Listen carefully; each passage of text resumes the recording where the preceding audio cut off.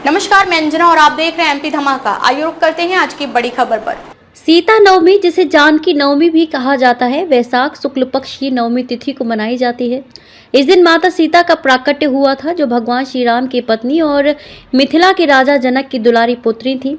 माता सीता को मां लक्ष्मी का अवतार माना गया है और वे धन, ऐश्वर्य और सुख समृद्धि की देवी हैं। समूचे नारी जगत के कल्याण के लिए उन्होंने अवतार लेकर संसार पर उपकार किया। एमपी धमाका के प्रधान संपादक दीपक तिवारी ने जानकी नवमी के पावन अवसर पर श्री दादाजी मनोकामना पूर्ण सिद्ध श्री हनुमान मंदिर, रंगई रेलवे पुल, विदिशा के पीठाधीश्वर महेंद्र सिद्ध महापुरुष परम पूज्य गुरुदेव 1008 श्री श्री विशंभर दास जी रामायणी महाराज से माता सीता जी की महिमा पर संक्षिप्त प्रकाश डालने का सादर निवेदन किया। तो उन्होंने श्री दादाजी हनुमान जी के भक्तों पर अमृत वर्षा करने का आशीर्वाद प्रदान किया।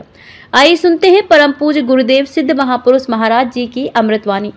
महाराज जी, सीता नवमी के बारे में श्रद्धालु जानना चाहते हैं। जानकी नवमी जी शेष जाना जाता है और सीता जन्म नवमी भी, किंतु शुद्ध यही श्री जानकी नवमी जन्मोत्सव। आप तो जानते ही हैं कि हमारे जो है मानव समाज में, मानव जाति ने अपने अपने जन्म दिवस मनाने का उत्साह रहता है। जब साधारण जीव का अपने जन्म से मनाने में जब उत्साह होता है, तो फिर माता सीता जी तो जगत जननी है। गोस्वामी तुलसीदास जी ने लिखा है, उद्भवती संहार कारिणीं क्लेशहारिणीं सर्वश्रेष्ठ करीं सीताम न तो हम राम बल्लभाम। गोस्वामी तुलसीदास जी महाराज माता सीता जी की वर्णना करते हैं तो उनकी महिमा का व्याख्या करते हैं। उद्भवस्थिति संहार कारिणी, जो संसार को उत्पन्न करने वाली है, पालन करने वाली है, परावर्तन करने वाली है, संहार कारिणी क्लेशहारिणी, सभी दुखों को जो दूर करने वाली है, सर्वश्रेष्ठ करीम और सम्यक प्रकार के जो ऐश्वर्य वैभव प्रदान करने वाली है, ऐसी महिमा में जो माता सीता जी हैं, हम उनकी वंदना करते हैं, स्मरण करते हैं, स्तुति करते हैं। तो माता सीता जी जगत के कल्याण के लिए, जगत की शिक्षा करने, नारी जगत की शिक्षा के लिए उन्होंने मृत रूप में अवतार लिया और अवतार ले करके उन्होंने बताया कि नारी जगत को कैसे रहना चाहिए, कैसे करना चाहिए, उनका धर्म क्या है, इसके बारे में माता सीता जी ने बताया। उनका चरित्र हम सबके लिए अनुकरणीय है, अपनाने योग्य है। जो नारी माता सीता जी के आचरण को अपने जीवन में उतारती हैं, उनका जीवन सीता जैसे बन जाता है, जगत पूज्य हो जाती है। माता सीता जी अवतार लेकर के रावण के अत्याचार को समाप्त किया। भगवान श्री राम के साथ में वनवास में गई।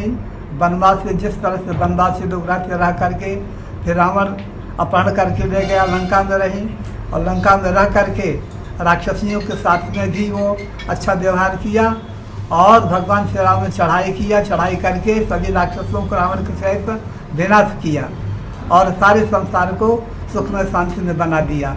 ये सब महत्व और महिमा माता सीता जी का है।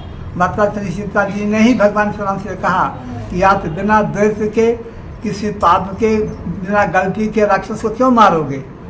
तो माता सीता जी ने कहा कि इस प्रकार से मैं अग्नि में प्रवेश कर जाती हूँ, मैं अपने छाया कर रख देती हूँ और हमारा अपहरण होगा, रावण अपराधी बनेगा, तो अपराधी को मारने में दोष नहीं होता है। इस प्रकार से भगवान श्री राम को भी उन्होंने जगत के जो अपराध है, अन्याय है, उससे भी बचाया और राक्षसों का संहार भी किया और सारे संसार को सुख शांति में बना दिया। अच्छा महाराज जी, इतनी महिमा होने के बावजूद जिस तरह श्री राम नवमी मनाई जाती है, तो सीता जानकी जयंती क्यों नहीं मनाई जाती? मनाई जाती, कब मनाई जाती है? तो हम हिंदुओं की कमी है, क्योंकि भगवान श्री राम परमात्मा परमेश्वर पुरुष हैं, इसलिए राम नवमी को ज़्यादा महत्व दिया गया और श्री जानकी नवमी नहीं मनाते हैं। लोगों को समाज में प्रचार कम है इसका, इस कारण से कम मनाया जाता है, किंतु मनाया जाता है।